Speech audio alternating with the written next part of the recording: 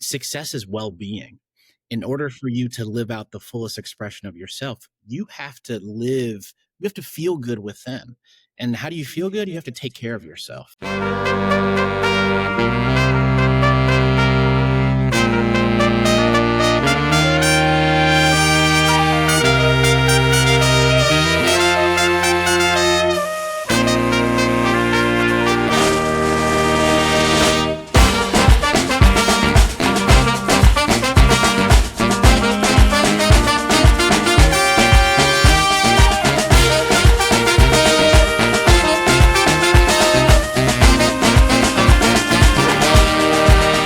Welcome to the What's Your Revolution show, a show for men and the people who love them, where we discuss how men can find and embrace the revolution within themselves, where people can find and embrace the revolution within themselves. I am your host, Dr. Charles Corporal. What's good, Revolutionaries? I always say, I hope that you are well and that you are finding your way. And as I say, finding and embracing and loving on your community, and hopefully they are loving on you.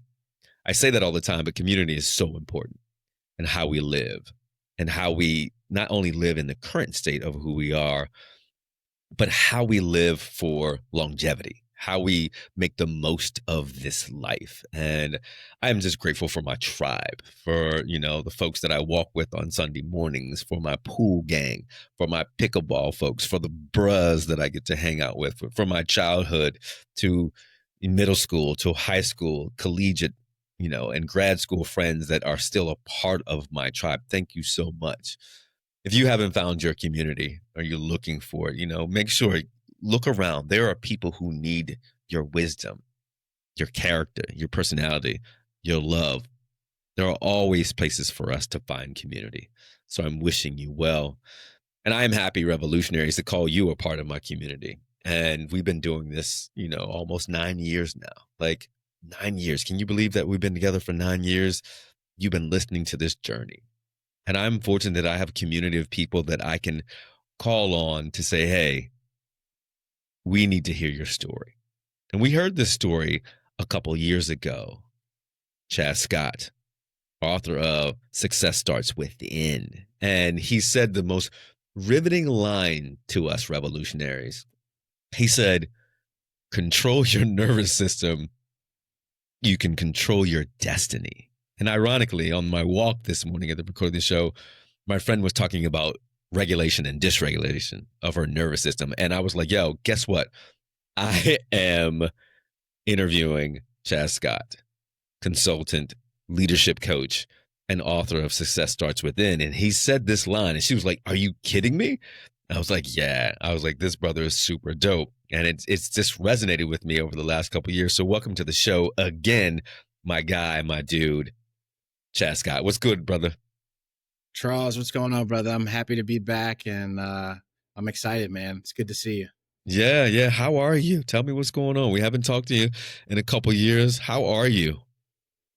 I'm good, man. I think, we were talking in the little green room. I think I'm in sort of like a little break period. I've been preparing for the TEDx talk that just happened this past Saturday. That was pretty busy, and I think for me, it's like slowing down, taking the time I need for myself. You kind of get wrapped up in life very quickly. So I'm learning to slow down. Yeah. That feels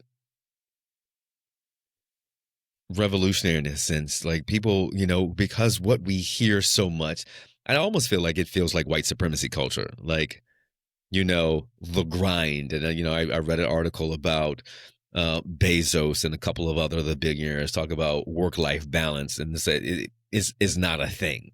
It's interesting for me, and maybe I'm not a billionaire yet, but to sit in the high ticket seats and say to folks, work-life balance is not a thing. And in this world where we're the grind culture, and we know the mental health aspects and the physical health aspects that come from not resting and not slowing down.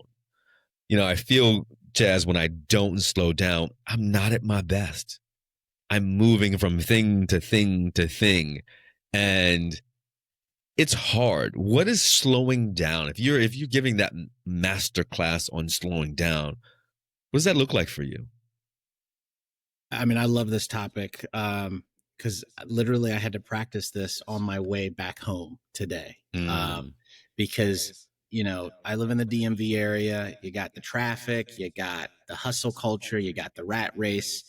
And it's interesting because I forgot the percentage. It's probably upwards of 50 to 60%. Most of us are super unconscious about our lives, mm, meaning we don't even know what we're thinking about when we're doing it or even thinking. The point behind that is I was on my way back home to do this podcast with you. And I said to myself, Chad, slow down. What are you rushing for?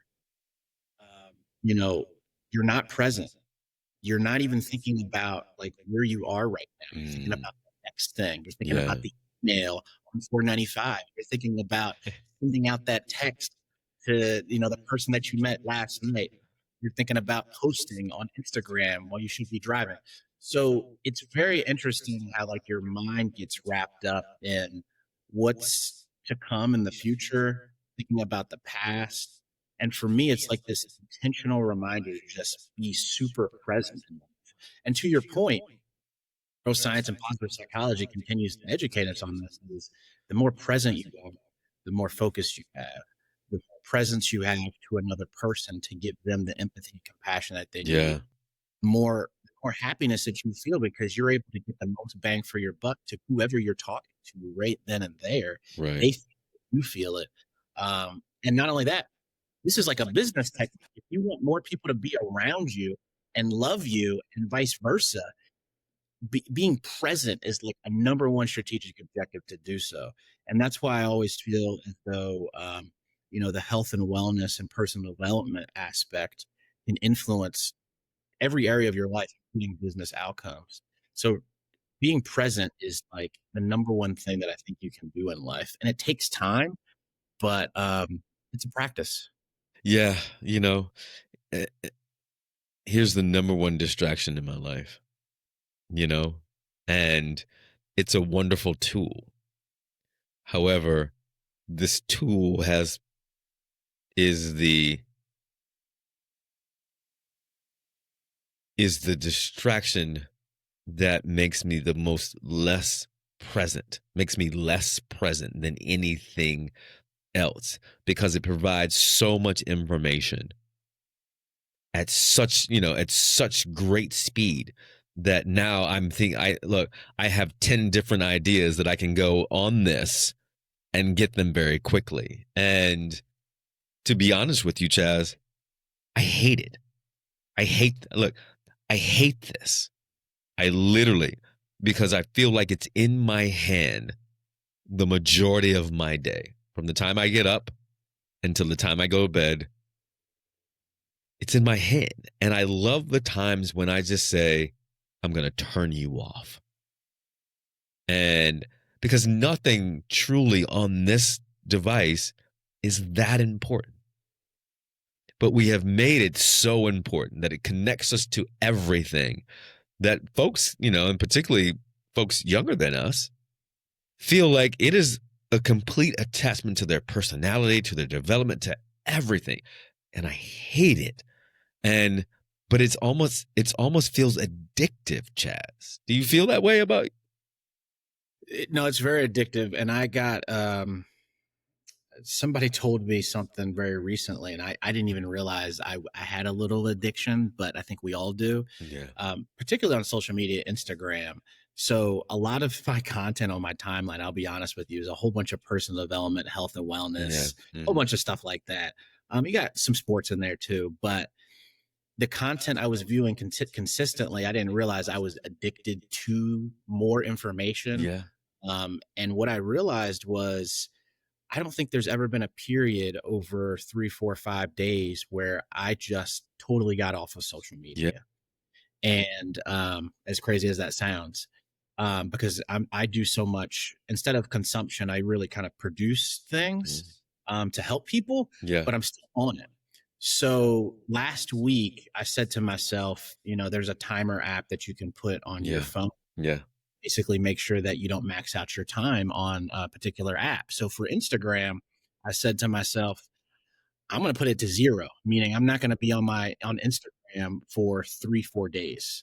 I particularly set that goal because I was prepping for my TEDx talk Yeah. last Saturday. And so it was Friday, I think it was Thursday, Friday, and Saturday. I was not on Instagram the entire time. And what I noticed was, um, I was able to like sort of think my own thoughts. I was able Yeah. to be more present with myself.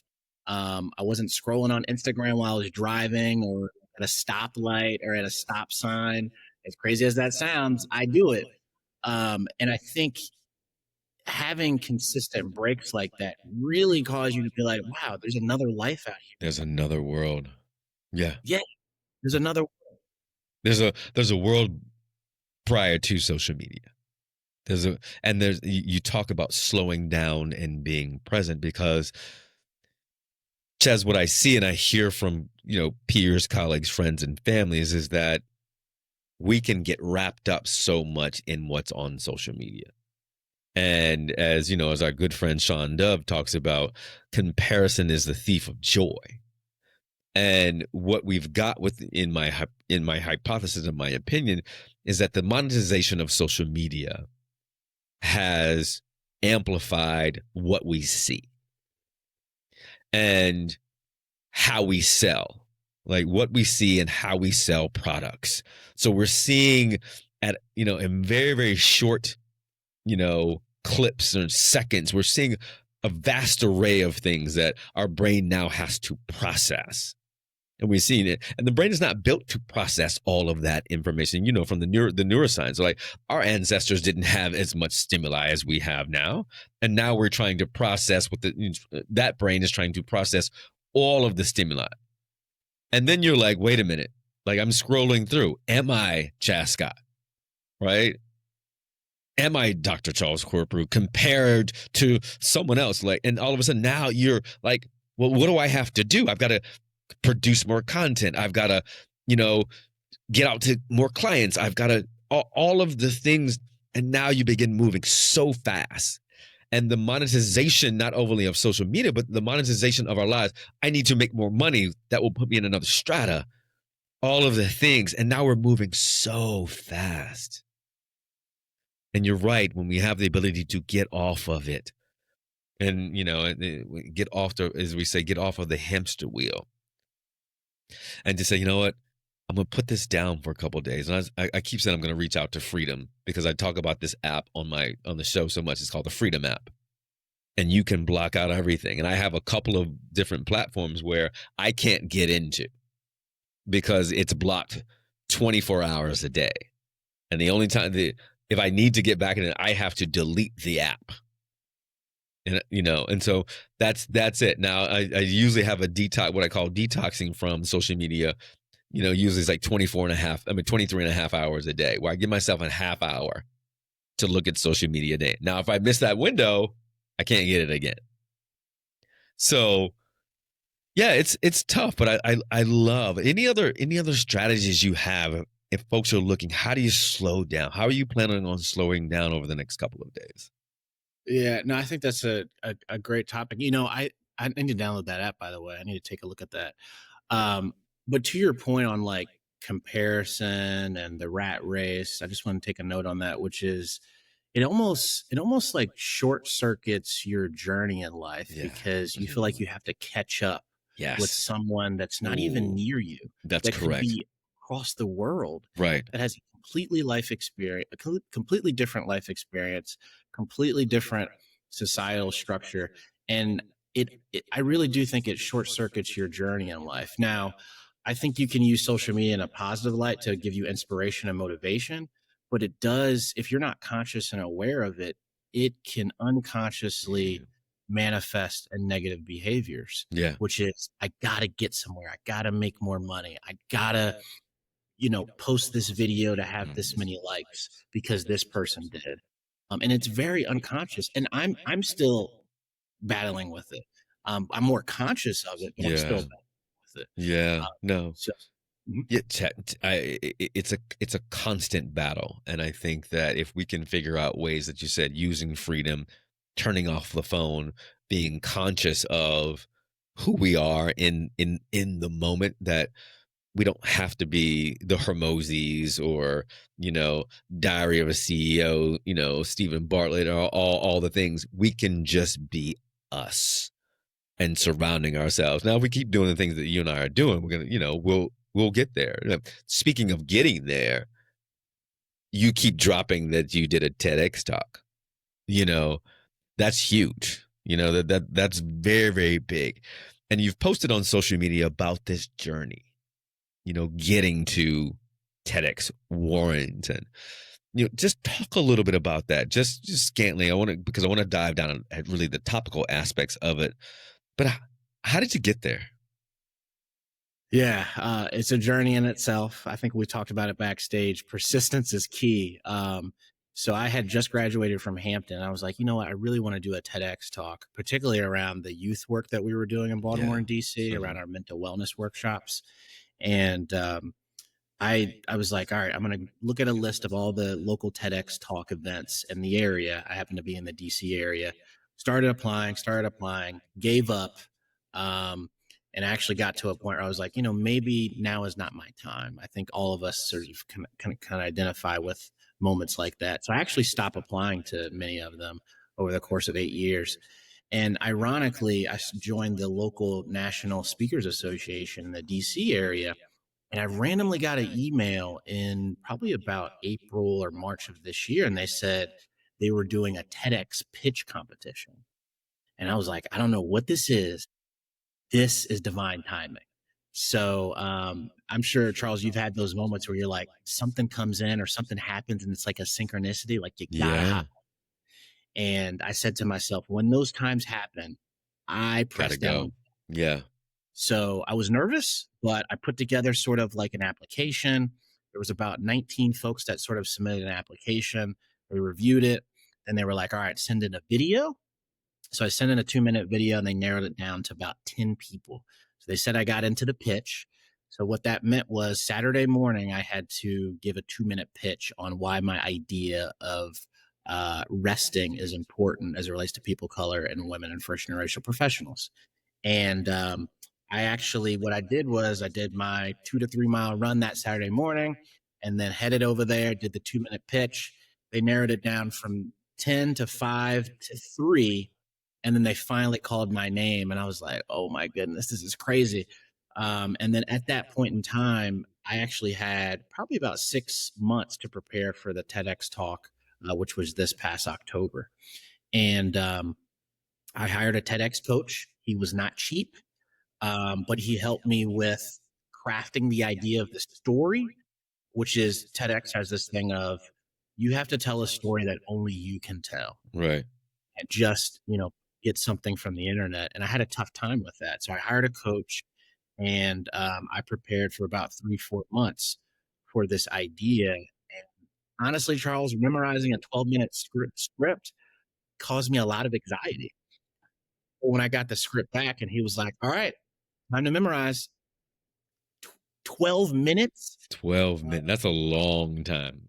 So it stretched my mind. It taught me a lot, but it was a journey that I've really learned from. The mind can do so much, but Yeah. it was a really great opportunity to connect with other speakers and stuff. So Yeah. Congratulations on that, brother. That as I said, that's huge. And the perseverance and persistence of getting there, and like you said, the divine has the, you know, intuition that this is your time. And then I believe that it drops it down for you, and then you have to do something with it. Like, as we're seeing all of, the great thing about this is that sometimes you'll get ideas and you're like, wait, oh, I need to go and research this. And there was that opportunity for you right there. Um, Tell us about the story, and so Revolutionaries, I want you to go, Chazz Scott, TEDx Warrington. What's the title? so the title is Why Rest Feels Unsafe, and what to do about it.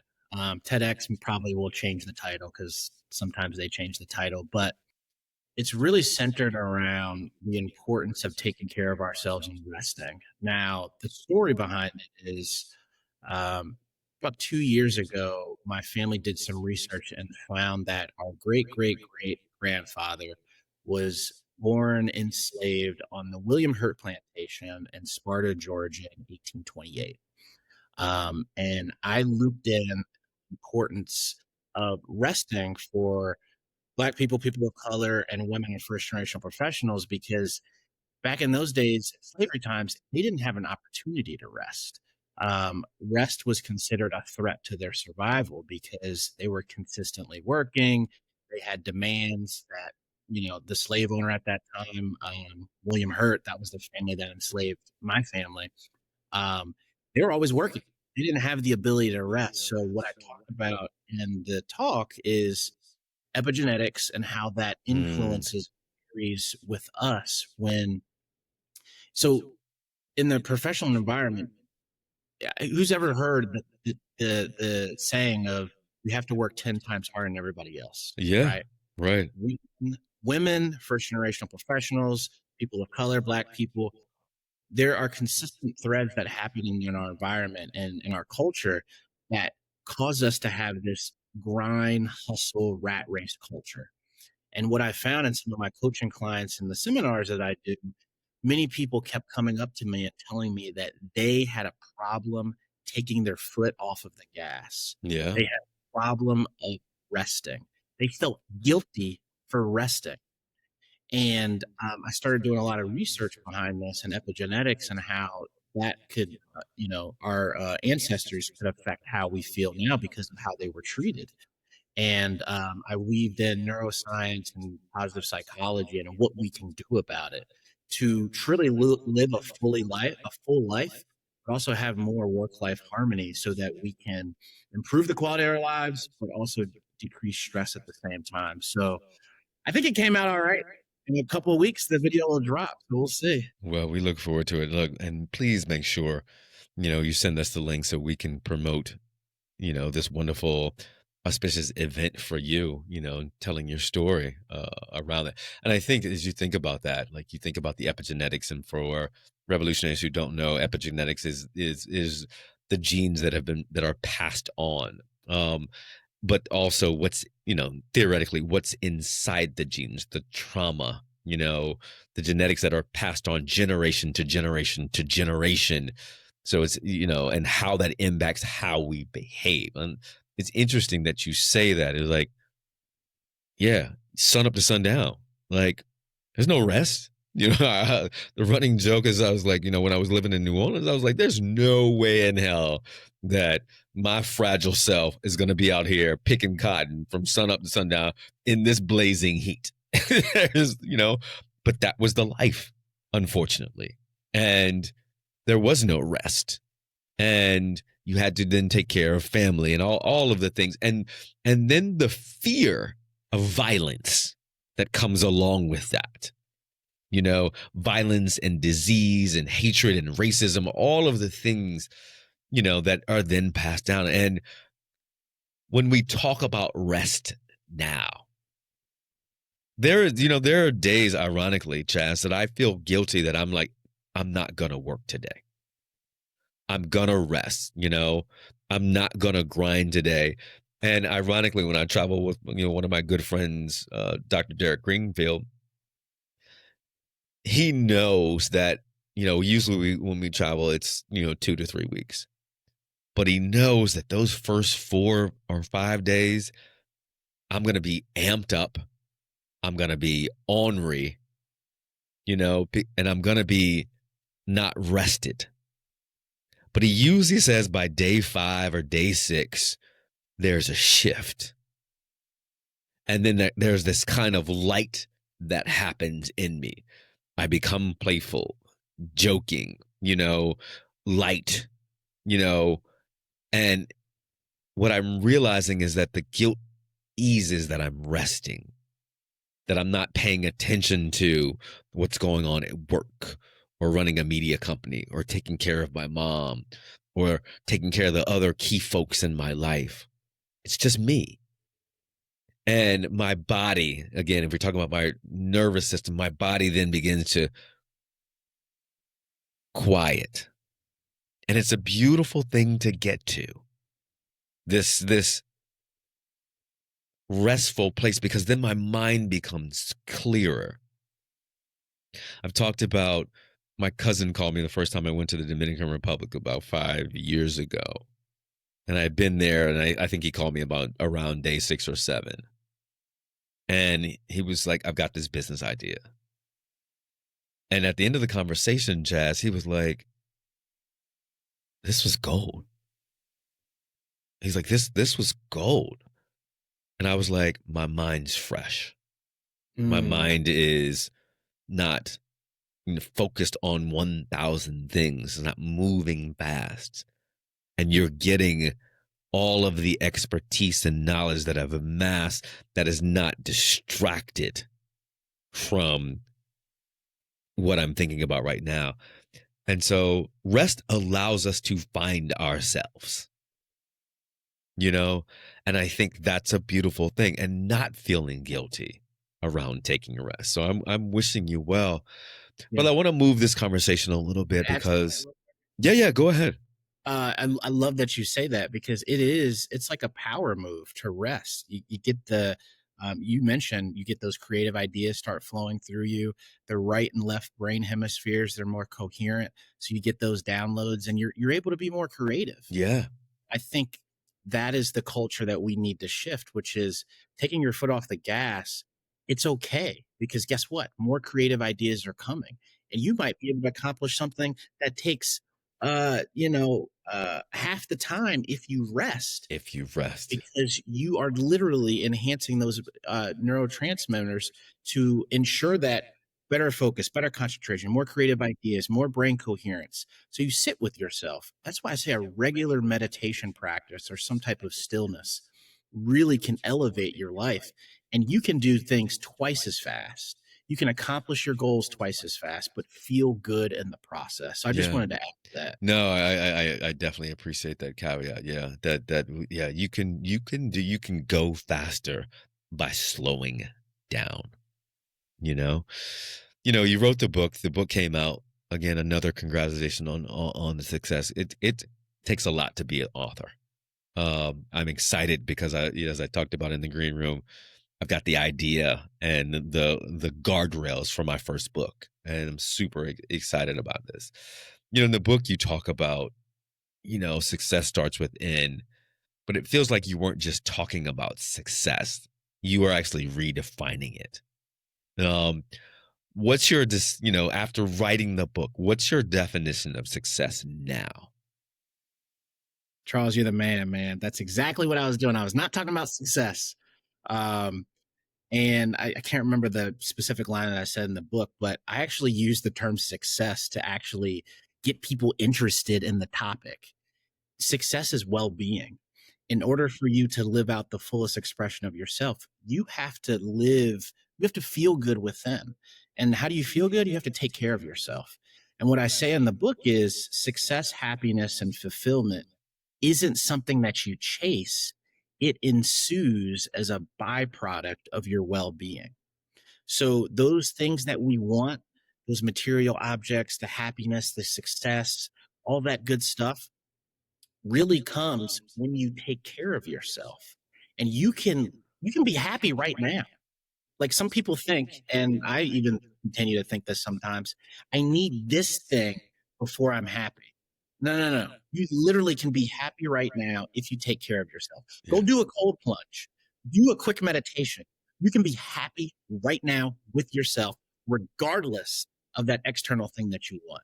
And I think that's like the shift that we have to make because what I've seen in the studies, and you and I both know this, is slowing down to speed up.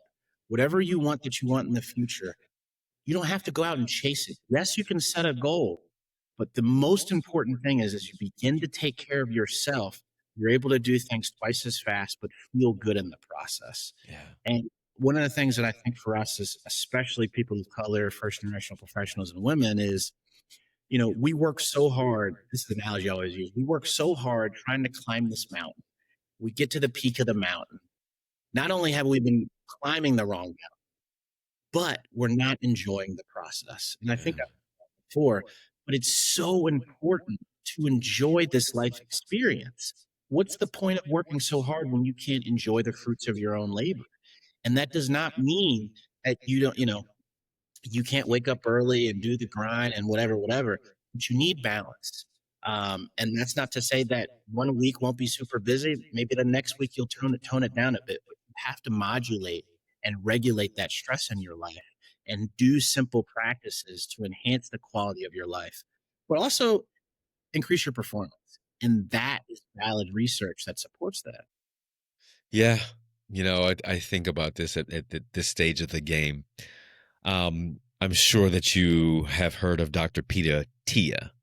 I've been listening to his 60 Minutes, his 60 Minutes interview with Nora O'Donnell. And it is just interesting and almost scary, Chaz, as he talks about this marginal decade, and you're far, far from that marginal decade, Chaz.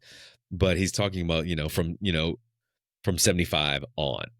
And he says that both men and women, if they make it to 75, will, fall off a cliff, you know, mentally and physically. And what do we do now, early on in our lives, so that we can make the most of what he considers this marginal decade? And these are practices that you're talking about that we have to then imbibe and internalize and execute in our lives every day. Success starts within is almost like a metaphor for what we're doing, what we should be doing. This within, this self-awareness, reading your body, practices around meditation, community, what you're putting in your body. All of these things are the foundations and building blocks of success and what you're saying. What's one internal habit? You talked about meditation. You said something about cold plunge. What's one thing that you had to destroy, as we talk about here, revolt and evolve? What is one thing that you had to destroy to get to this place that you're in around success starting within for you? Yeah. Definitely waking up in the morning and going right at it. I needed a routine. And I think when I first started venturing into all these topics, and before I even started coaching, this is probably when I was building my nonprofit and still working full time. Um, there was a point in time where as soon as I woke up, it was time to go. Like I gotta start working. I gotta do this. I gotta do that. And what I found was that was the worst way to start my day. And not only is cortisol really high in the morning, the stress Yeah. hormone, but you're thinking about all the things that you should be completing today. Even before you even say, Chaz, are you here today? Right. How are you? And these small intentional practices can have like a lasting effect throughout your day. I remember when I think I talked about this story before, but when I suffered like sort of my own burnout story in 2017, I was waking up with anxiety, stress before the day even started. Yeah. I had an hour and a half long commute coming home from work, falling asleep at the wheel, having no energy for my friends and family at the end of the week because I was grinding and hustling. And I I started to recognize how my lifestyle was affecting my emotions and how my emotions were affecting the people around me. Yeah. When I started to see how my lifestyle emotions started to affect my family and friends, that's when I knew I needed to change because it started affecting them. They wouldn't say this, but I could feel their energy as if they didn't want to be around me. And that's when I had to make that subtle shift. So, answer to your question, I started implementing a morning routine. I had to destroy the thought of waking up, just going right at it into my day. I needed a meditation. I needed to work out, typically aerobic exercise for me. Right. Needed to do something to help with my mental growth. And in the book, I talk about sort of three structures that you do: mental, mental growth, physical, as well as spiritual. And those are critically important. Those are just a foundation, structures that you can work with. There's tons of other books out there that discuss the importance of a morning routine. But when I started doing research on all Mm. the celebrities, all the high performers, Yeah, right. they all had a morning routine. Barack Obama, Michelle Obama, Kris Jenner, if you guys like Kardashians. Uh, all of these people, Jeff Bezos, they have something that they do repetitiously, Mhm. rituals that ground them, that give them a safe space before they go out into the world, that fill up their cup before they have to give it to others. If I you do I that, love that you say that. Fill up their cup before others. Um, Chaz, ho so I'm gonna be vulnerable here, transparent. I have a hard time sticking to a morning routine. I've tried, different things, meditations. Right now, I lay on my acupuncture mat. I lay on my back, and I love it because it just kind of brings the blood flow into the body. I feel better. I feel probably probably the only morning habit that I've been able to part of my routine is I'll go brush my beard. I can't walk around the world with an unkept beard. This is the first thing I do. I'll go lay on my mat. I started drinking ginger and green tea, but I have a bad habit of not sticking to something for a long period of time. And I was like, well, you just like variety. What's a tip that you could give for folks? Because if you think about was it Adam Graham's, the habits, I don't remember the name of the book, Atomic Habits. Atomic Habits, yeah, Yeah. James Clear. Yeah, James, exactly. You have to continue to do these things for things to be habitual. Is there a tip that you could give my revolutionaries around sticking to it? Because it sounds like, yeah, you have to stick to it. Yeah, you have to stick to it, but you have to stick what works for you. So I found in my own personal experience, started doing all this research, some people would read right before they wake up in the morning. I cannot do that because if I read on my bed or right before I wake up, I will fall asleep. That doesn't work for me. The first thing I have to do is get my blood pumping and I work Mm. out. So I think one of the things that I even offer to my coaching clients is you got to figure out what works best for you. Now they say science says that it takes an average of 22 to 30 days to implement a habit. Sometimes they say 70. I personally believe it all depends on um, the the uh, the habits that you've had previously. So that Mhm. individual, in order to kind of implement a habit for yourself, it depends on the behaviors and the activities that you've had previously, because everybody's brain is different because of their own neural pathways. So I say that to say, figure out what works best for you, but also give yourself grace. There's times where I don't do everything all that I want. Like today, I was like, oh, I don't have enough time to read for 20 minutes. Right. Well, maybe I'll read at 12 noon.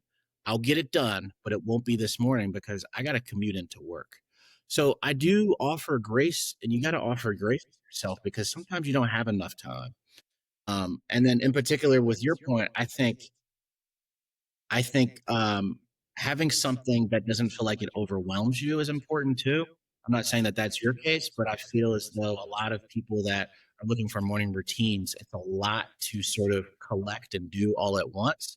If you can just do one thing, Yeah. Yeah. say yes to, that builds the momentum to maybe add in some more. But you want to first so that you say, yes, I did this for a week. Yes, Yes. I did Yeah. it for 3 days. Because I think we get down on ourselves when we don't. I know I do. When I didn't read this morning or the past couple of days, I'm like, oh, I'm missing out. I'm not going to finish this book by the month. Whatever.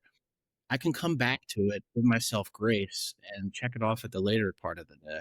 Yeah, I mean, you are right. I got caught up in the Pinterest wheel one day, and I've been watching Pinterest and a couple of brothers who are big into cleaning and decorating their places.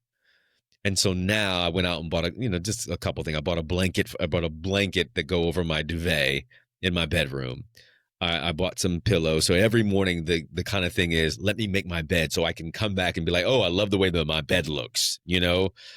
So I've been enjoying that. It feels like a peaceful practice, this morning. But this morning I needed to get up, so it's not done yet. I haven't laid on the mat yet. But those are kind of the two things that are part of the routine where I get to say the mat is meditative.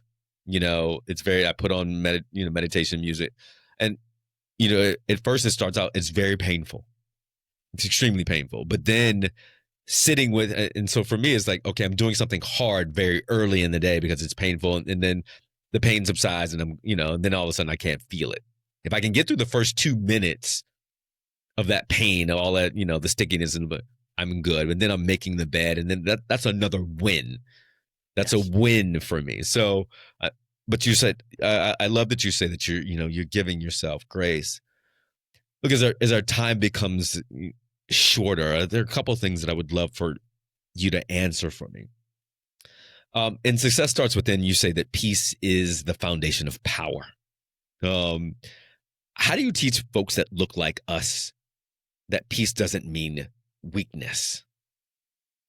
I'm thinking to myself, did I say that in the book? Maybe I did. Yeah, I think it really comes down to an intentional practice, because Mm, sometimes we don't even know what peace is because we're mm, stuck in survival mode.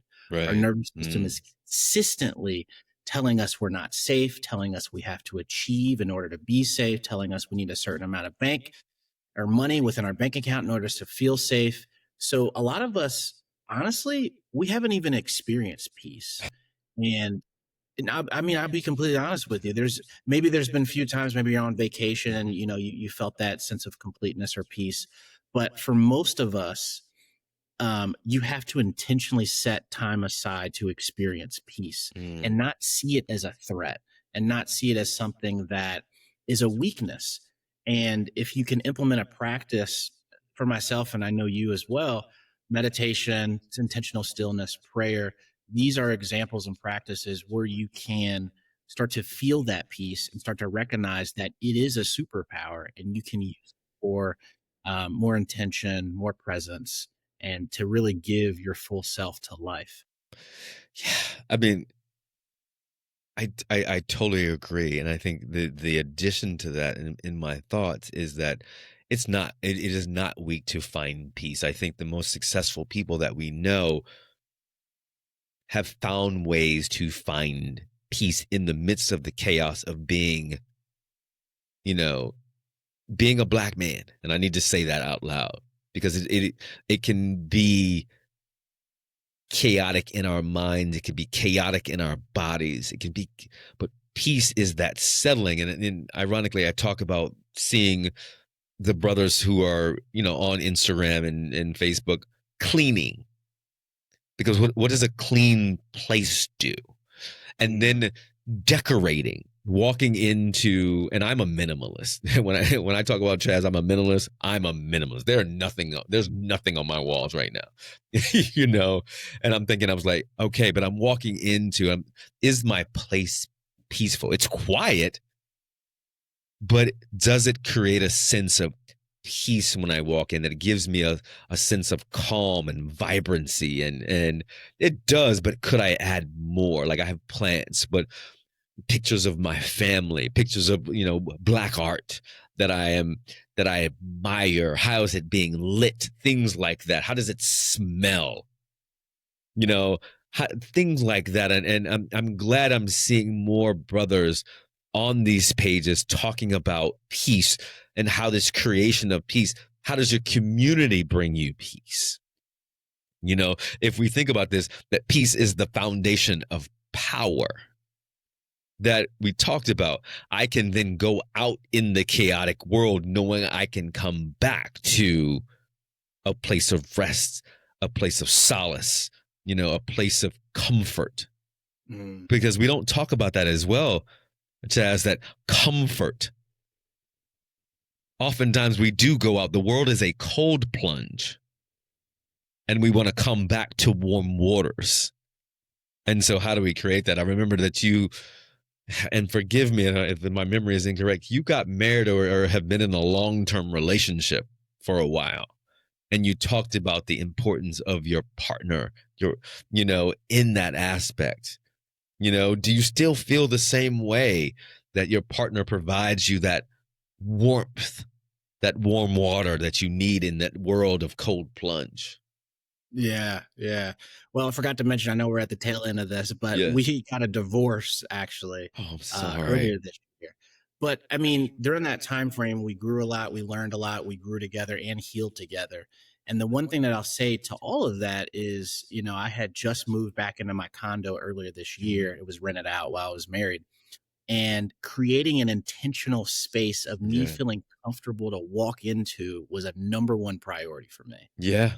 And I was very intentional about the type of carpet that I had, the Mm, plants that I had, the paintings and the pictures that you see behind me of all my family and friends.